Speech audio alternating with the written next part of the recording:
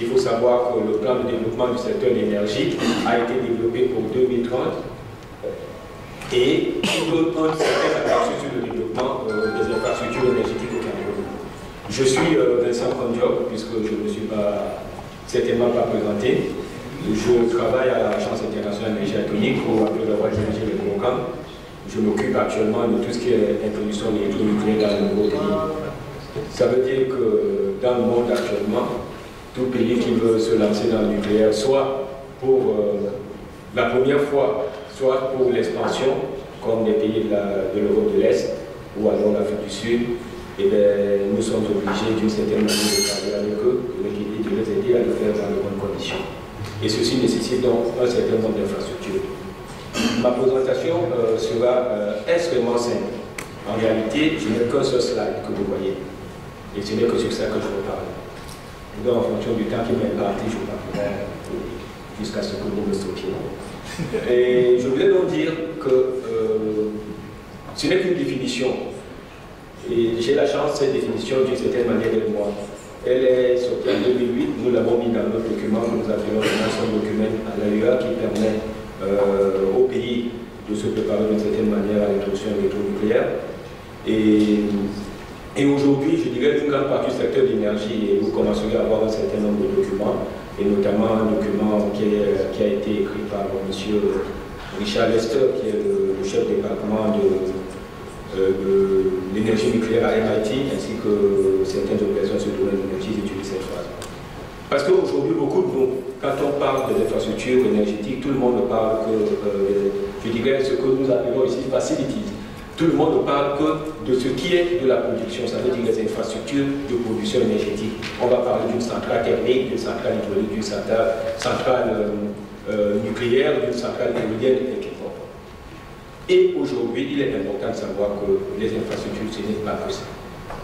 Mais déjà, avant de parler de tout ce qui est infrastructure dans le domaine énergétique, je voudrais simplement dire aussi que mon organisation, d'une certaine manière, quoique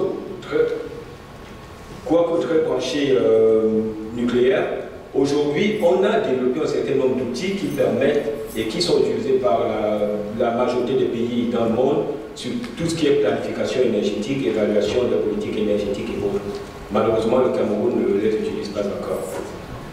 Et on espère que par des rencontres comme cela, et sachant qu'il y a un certain nombre de personnes ici, on pourra voir d'une certaine manière comment est-ce qu'on pourra œuvrer par rapport à cela pour le futur.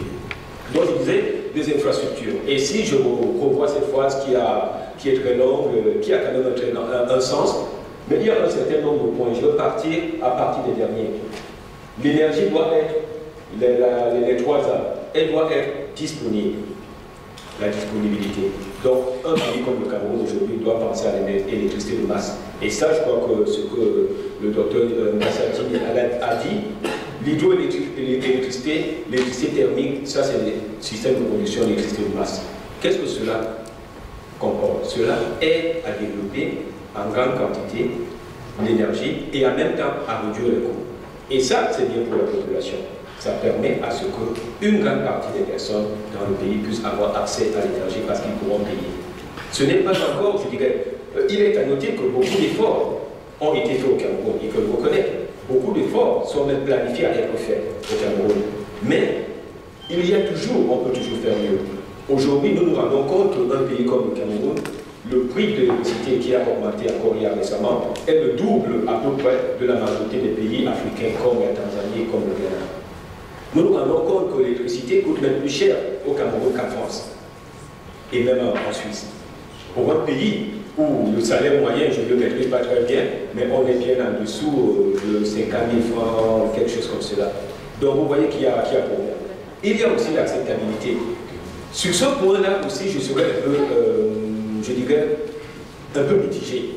Aujourd'hui, la majorité des organisations internationales, des ONG et autres, nous parlent des considérations environnementales. Mais est-ce que c'est le plus grand problème de l'Afrique aujourd'hui? Si c'est un problème, il faut le reconnaître. Mais est-ce que c'est le plus grand problème aujourd'hui? Je dirais, je donne toujours un exemple de quelqu'un qui meurt de faim et qui dit « Oh, je vais manger allégé ». Est-ce qu'on a le droit de chercher à manger allégé si on n'a rien à manger? on cherche à avoir à manger, et quand on en a assez, on dit ben non, on va réduire la matière grasse et tout ça, je vais manger un à manger parce qu'on veut être fit et tout cela. Donc, ça c'est un problème. Et maintenant, je vais aussi attaquer tout ce qui est la sûreté, sécurité de nos installations. Nous n'en sommes pas encore là, mais il y a maintenant des points qui sont importants, qui sont les institutions et les organisations. Quelles sont ces institutions et les organisations? Je commencerai davantage même par rapport à la production énergétique. Tout le monde sait qu'une centrale quelconque, de façon globale, rappelez, le coût des matériaux de construction, c'est à peu près 30% de la centrale, celle qui va comporter la centrale. Le coût de la construction, le BTP, c'est à peu près 30%. Le design, c'est à peu près 5%. Je sais que vous avez fait le calcul rapidement, ça fait 65%. Il manque 35%. Et ça, c'est la totalité. Et les 35%, c'est quoi? Les 35%, c'est simplement la gestion financière de l'infrastructure. Les intérêts, les intervenants, et ainsi de suite. Et aujourd'hui, l'expérience montre que dans les pays africains, où ça se passe très bien, ces 35%-là représentent à peu près 50%. Quand ça se passe très bien. Donc je mets de côté des actes de corruption et autres. Mais on considère que ça se passe très bien et que ça se passe très bien au Cameroun. Ça fait à peu près de l'ordre de 50%. Ça peut être 48, ça peut être 47 et autres. Qu'est-ce qu'il faut faire pour gérer cela? Comment est-ce qu'on peut utiliser la diaspora? On a des financiers. On en a aux États-Unis qui financent l'achat des aéroports. Je crois M. Chantier et tout, il a participé dans ce genre de programme, je crois que tu dois le connaître. Et autres. Comment utiliser la diaspora pour participer, pour aider à ce que nous puissions disposer ou bien dépenser dans le cadre des infrastructures de développement, c'est 35% uniquement.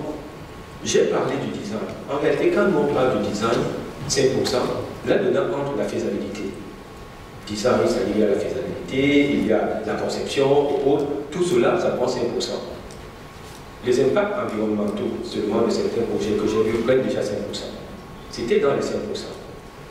L'étude de faisabilité, il y a souvent déjà la pré-faisabilité, après la faisabilité. Pour certains mêmes projets, prennent déjà 5%. C'était dans les 5%.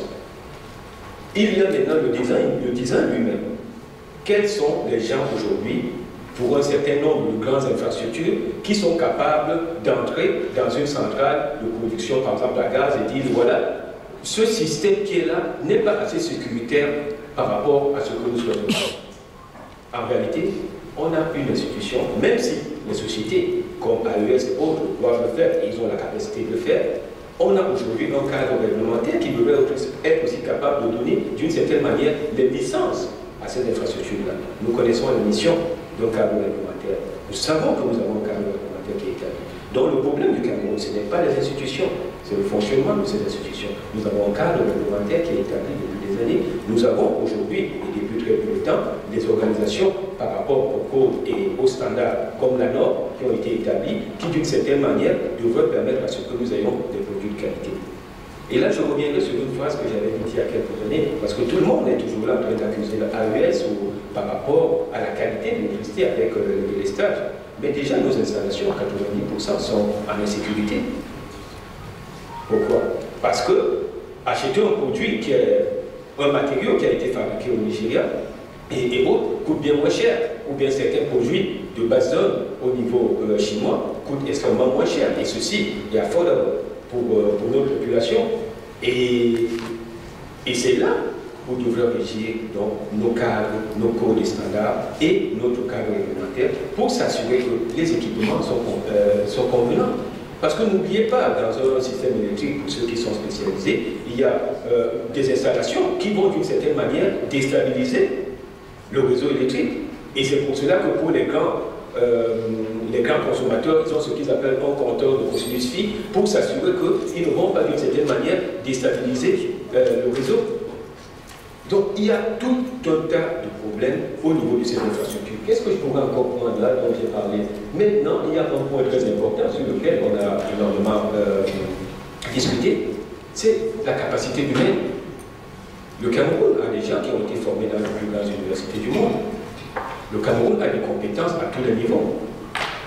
Mais aujourd'hui, j'ai le regret de vous dire qu'il y a quand même des infrastructures électriques développé au Cameroun, où il a fallu faire venir des Indonésiens pour assurer, ne serait-ce que pendant un temps très court, la maintenance. Parce que nous en avons manqué à l'instant précis. Et c'est là où la stratégie et l'anticipation comptent. Quand on doit construire les installations, on est là aujourd'hui, on a un plan qui nous dit on va construire Mentele, Lompanga, un certain nombre de centrales. Mais ces gens auront besoin de la compétence. Ils n'auront pas besoin que de diplômés, ils ont besoin des gens expérimentés. Comment s'assurer que le jour où cette installation est lancée, nous aurons les gens expérimentés? Et je fais abstraction de tout ce qui est transfert de technologie.